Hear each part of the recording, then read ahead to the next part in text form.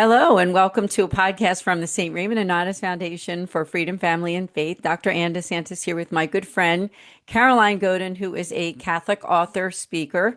And I do have her bio too for this podcast.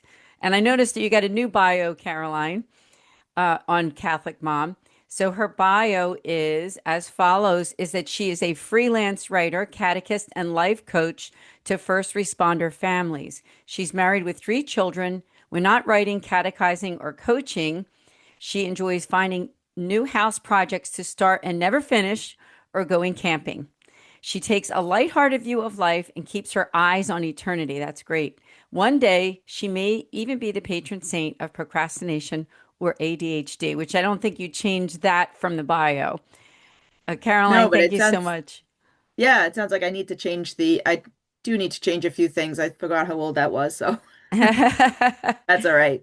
I'm an author with them too, and I know every once in a while we need to change those bios. So hmm today's topic, we are going to talk about an article that was written by Caroline Godin on CatholicMom.com. The name of the article is "When Life Slows You Down," and I don't know. I thought maybe we could start out by what this article is about. I know the little excerpt in the article says that Caroline Godin discusses what she learned from her experience of being forced to slow down after foot surgery, which, by the way, as a foundation that helps families in crisis, our own medical emergencies, surgeries, or different other setbacks are crisis. They can be crisis for our families. So hmm tell us more about this article.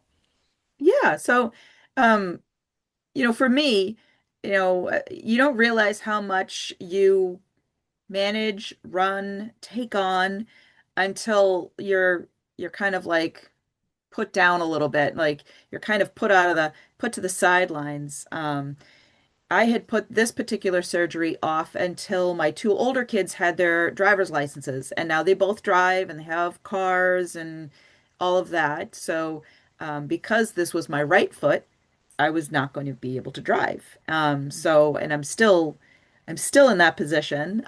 So I should be able to get a sneaker back on in about couple of weeks. So hopefully, I'll be driving again. But in the meantime, my ability to go out and run errands for my parents, go pick them up, go make sure, everybody's got what they need, take people places, and get myself to and from work, all get the grocery shopping done, all of those things you kind of take for granted how much freedom you have until you don't have it. So for me, this was it was a difficult transition. And But as mom with 3 kids, as you said, not being able to drive, that right foot not being able to be used, you had to right, be very careful with everything.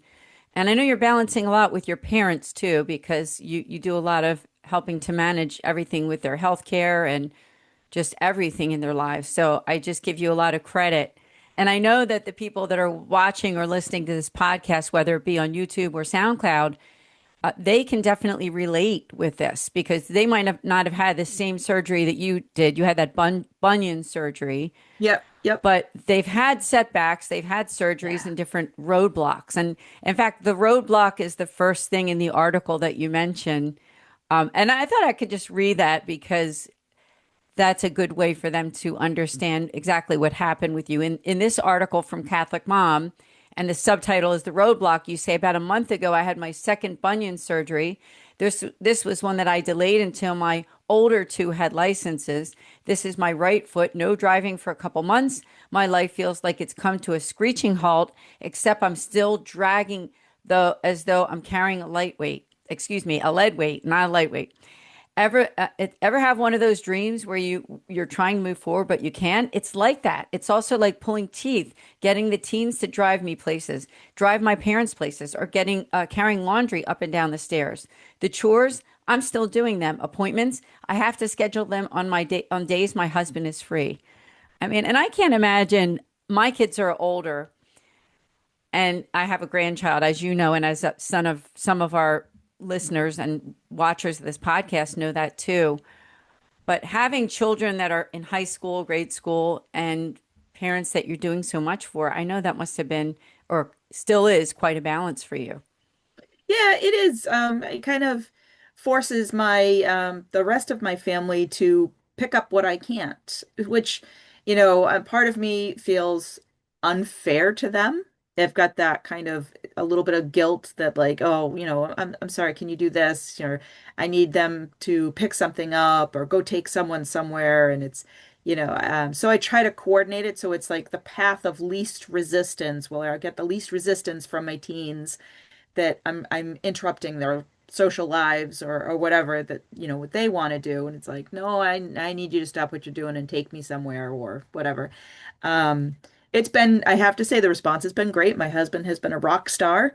um but I just want to acknowledge that sometimes that's not the dynamic that a family might be going through, and their surgery may not be planned bunionectomy. It might be something um more detrimental, or it might be something, more drastic, and there might be longer term situations that they have to adjust with, and they may not have the support. So I mean, grateful for all the support that I have with my family, but yeah, it's that roadblock can be really challenging, especially if someone doesn't have the support or doesn't have the proverbial light at the end of the tunnel. I'm going to get this boot off soon, and I'm going to be driving again, and I'll be back to holding the reins, but that's not always the case. That's exactly right. And maybe for another podcast, I'll just mention something that I'm a person that does understand that a little bit because a long time ago, when my kids were very little, I actually had a heart problem after a pregnancy, and I was forced to stay home for quite a long time.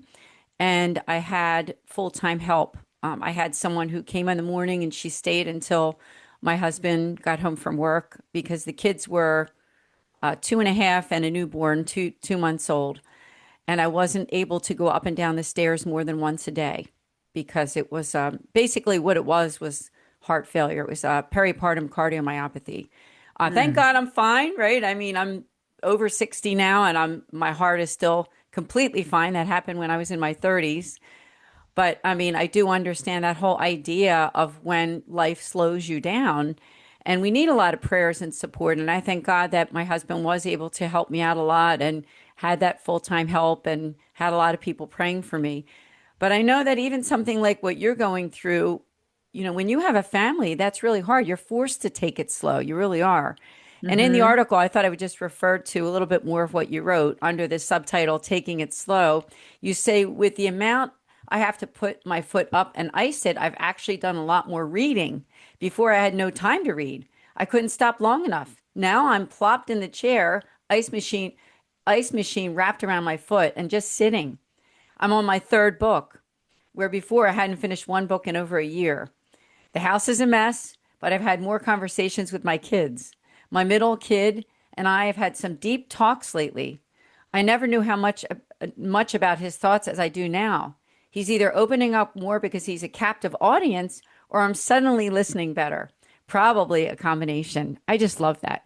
Tell us more about those dynamics because, like you said, I mean, before, and I even remember this because we've done so many podcasts in the past, you had told me I don't have time to read because I would suggest different books. And now here you are, you're able to read 3 books. That's Hey. amazing.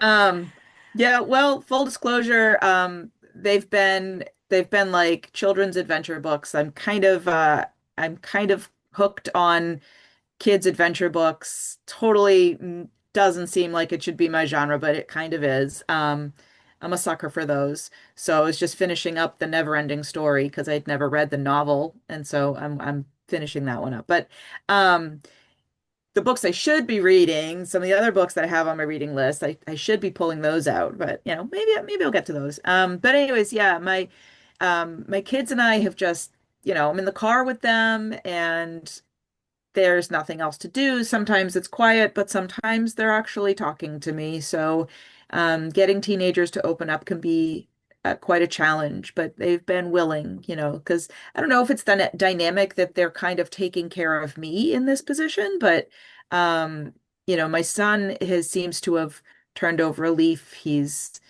coming out of his shell a little bit more. So those moments have been priceless. Yeah, that's awesome. And there's nothing like those really special, kind of intimate moments of conversation where you get to know one another better, where things slow down enough to really be able to listen to one another. I think with every season of our lives, when we have to slow down, sometimes it enables us to get closer to God and others. And I want to give that encouragement to our listeners and people who are watching this podcast on YouTube is just that the purpose for this podcast is to help you through those times through Caroline's witness and by reading this article too. Like I said, go to Catholic Mom and look up Caroline Godin and this article. On the subtitle under gratitude, you say, I could take this differently. I could stress and yell and bark orders, but I see my family adjust. My husband comes home in the morning, changes and gets ready to drive me or my parents to an appointment. How can I say, and how can I be anything but grateful? He does so much. And I'm sure that even through this time, your relationship with him has grown. Who would have guessed that a challenge like this could have drawn you closer together? The funny thing is, so my husband last June had injured his shoulder. And long story short, it's a very long story, but he finally got the shoulder surgery in September. So he didn't go back to work until mid-December. Hmm. So he works overnights, sleeps during the day. We don't see a whole lot of each other. Um, However, we have spent so much time together in that crossover where we were both home, um, that yeah, it's like, who is this strange man that's in my house with me? It's like we guys like relearning who each other is and spending time together. It's been kind of nice. Yeah, that is Although I'm really glad he's back to nice. work too, And you know because what? that Maybe was a different when, stress. oh boy, yeah. And maybe when the dust settles even more, and as you begin to heal more and things start to get a little bit easier, that you two can maybe have some actual quality time, go out and do something fun or just as a family, whatever it is. You know, I know right now you're having that quality time at home, but before we know it, I mean, it's winter time right now. We're taping this in January 2026. Is that before we know it, it'll be summer 2026. Time goes by that fast, especially when you have growing kids. In the last section of the article, you say, don't wait to slow down.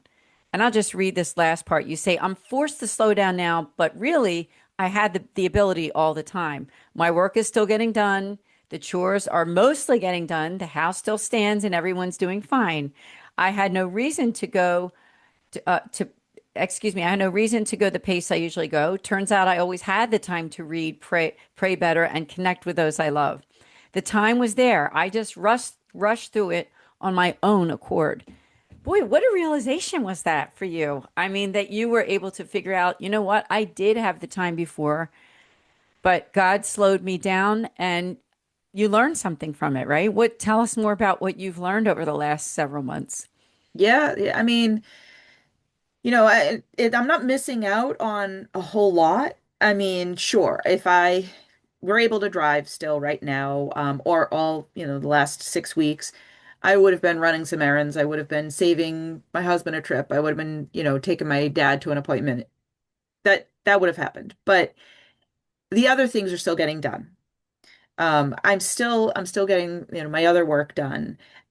We're still managing the house. So really, if I were able to take that time consciously and say, nope, I've got 20 minutes. I'm going to sit down and read, or I've got another half hour before I have to do XYZ. I'm going to sit down and have a conversation with one of my kids, or, go do something with my husband, whatever. The time is there. And until God says, no, you sit. And until we're forced, we don't realize how much time we really do have. They say that if you want something done, ask a busy person. Yeah, I've A heard busy that. person will always be able to, figure out how to shove that. Well, it has to get done, so this is how we're going to make it happen. But when we're busy and when the thing that has to get done is us resting, we always choose not to. That's We always right. choose to, I'll sleep later tonight. It's fine. I don't need to put my foot up. I don't need to rest. I don't need to do whatever. But we really do, because the benefits we get out of it it recharges us. It resets our brain. It rests our body. It allows us to keep going even longer, even harder later if we rest now. The little spurts is all we need. Yeah, I agree with you 100%. And, life is never perfect. And we can always pray, but I think, as you and I both know, and many of our listeners, that God doesn't work with that magic wand. He doesn't make things perfect in the time that we want it all the time, right? Sometimes we do have to wait and persevere and pray and trust. We have to trust God that He knows what's best, and in His time, things will get better. But we have to be patient, don't we? And I Hmm. think that's probably something that you've learned, isn't it? You've learned a lot about patience, I'm sure. Your whole family has with this situation and with other situations too, right? I mean, Hmm. our nonprofit here is all about families in crisis. And I don't think there's a family alive, at least in my estimation, that hasn't gone through some kind of crises, especially if you have children, parents, or people that you're caretaking, whatever it is. So I just want to put out there to those who are watching this podcast, listening, that we have those free services. You can make a free appointment with one of our priests. Just go to nonatus.org under the priestly consult dropdown, and you can either have a phone conversation or a Google Meet, or if you live in one of the areas that we're located, you can actually have an in-person appointment. So reach out to us, reach out to me at nonatus.org. Caroline, I just thank you so much for being on this podcast. It's been kind of a while. We have so many series to all of you who are listening. Go to SoundCloud and subscribe to the Philly Nonnatus SoundCloud channel, because we have tons of interviews that Caroline have done and I have done on anything to do with families, family life, with raising kids, with crisis, whatever it is, and on the YouTube channel too. We also have quite a few there as well. Tell us a little bit more about what you do, because I know that things have changed since some of the earlier podcasts with the work Hmm. that you're doing. Tell us about that. Well, right now, my my brick and mortar job is still working at the martial arts school. I'm working at ATA Martial Arts in our local school, and can't say enough about that. Martial arts is just a great way for kids to build confidence, find focus, learn discipline. Um, that's just blanket statement for almost any martial arts school. And a little bit of a fan of the ATA though, because that's where I'm at. But my other stuff is just I'm just doing some freelance writing and with taking care of family, that's kind of where I'm at right now. So at some point, there might be something else on the horizon, but not quite yet. Well, you keep busy, and as I said, even with having three kids that are in school, I know that isn't even enough of a job. But I am impressed at all that you do, and you just keep persevering no matter what the roadblocks. So, and thank you for taking the time out to be on this podcast and for all the previous work that you've done with us. Again, please check out this article. It's on CatholicMom.com. If you just simply Google Caroline's name and Catholic Mom, that's Caroline Godin, you can find all of her articles. But the name of this one, again, is When Life Slows You Down. It was published January 15th, 2026. I'm sure that you and I are going to do more in the future. This past year was a little bit busier for you and I as far as getting as many podcasts as we've done in the past. But keep an eye on this channel. Please subscribe to the Philly Nonnatus YouTube channel and SoundCloud. Caroline, any final words? Well, if you do find yourself facing some sort of a forced slowdown in your life, just remember this too shall pass. In the meantime, find a good book. That's right. Find a good book. We're praying for you, Caroline. Thank you so much again. And we'll see you next time here with the St. Raymond Nonnatus Foundation for Freedom, Family, and Faith. God bless.